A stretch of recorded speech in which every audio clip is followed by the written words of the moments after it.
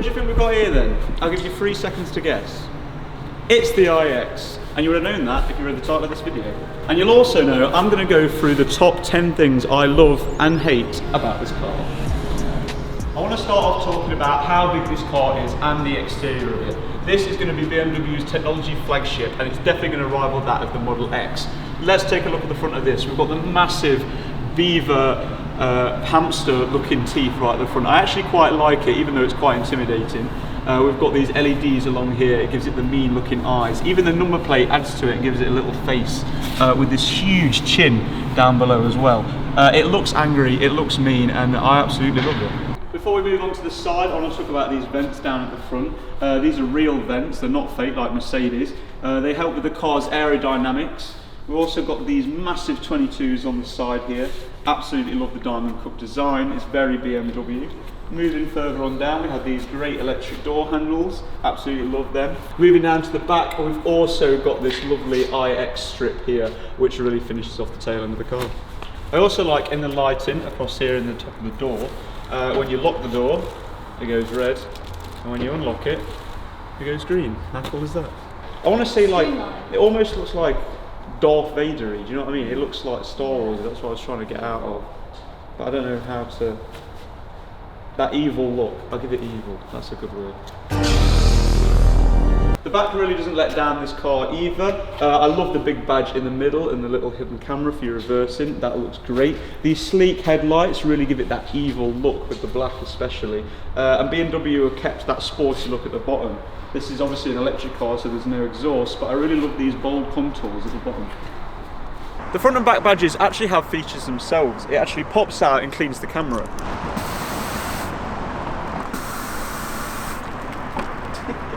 That's well cool. I like that. And when you've had loads of fun wasting your washer fluid around the back, you come round to the front and fill it up there.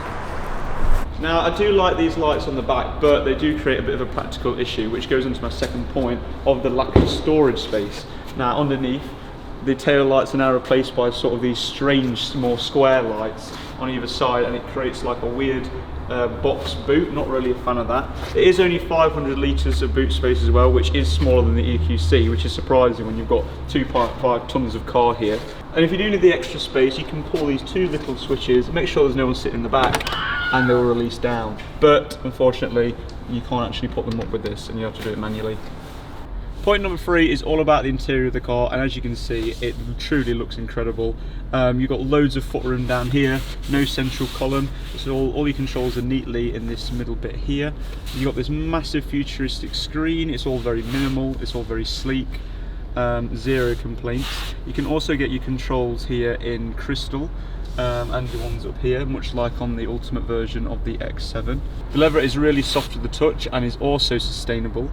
You can also get a version of the car which the dye is from olive oil, which is suitable for vegans. And there's no expense spared in the back either. Again, we've got this really soft leather, tons of room, and still no central column down the middle, which is great. We've got all of our climate controls on the back here. We've also got 2 charging ports each side on the front. This is probably also to do with the iPad bracket and table that you get with it as well. Big storage options down here, and again in the front as well. Zero complaints for the inside really. Apart from this one, there are a few design issues that does make it a little bit less practical. For example, the steering wheel, this hexagonal shape, I'm not really a fan of. It's a little bit awkward in the hand, especially when you're feeding the wheel through.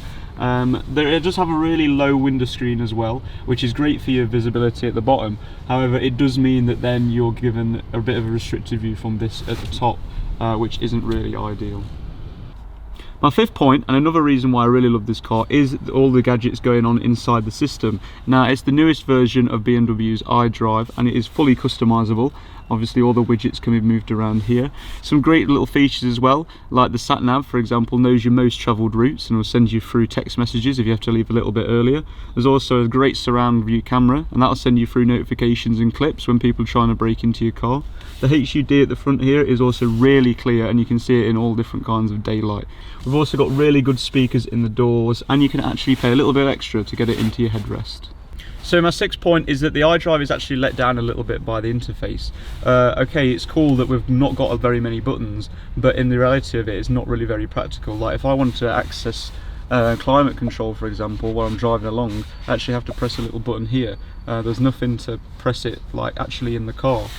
Also, the menu, trying to navigate this while you're driving, there's a lot going on, and I feel like it needs to be a lot simpler. Point 7 is another reason why I like this car, and that's some really great physical technology on here. This bit down here in the front grille is actually self-healing plastic. Now behind here is all your car sensors and stuff, so you don't really want this to get damaged, but if it is damaged or scratched, it'll take 24 hours at room temperature to heal over and fix itself, or just 5 minutes with a heat gun. So part 9 is all about the driving experience, and I love driving this car.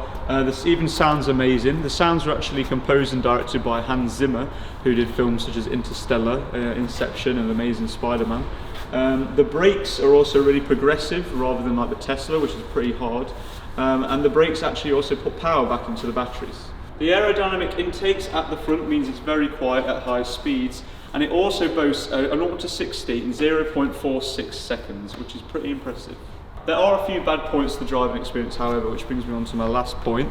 The brakes are very loud considering the rest of the car is really quiet, and it only boasts a top speed of 126 miles per hour, 124, not sick. As I was coming up to it, I was thinking, I can't remember what it is. I was like, I don't know what I'm going to say. Yeah, which isn't so great. It's not as fast as most BMWs, unfortunately. Thanks for watching, guys. That was my top 10 things I love and hate about this car. Drop us a like, subscribe, and make sure you check out our Instagram.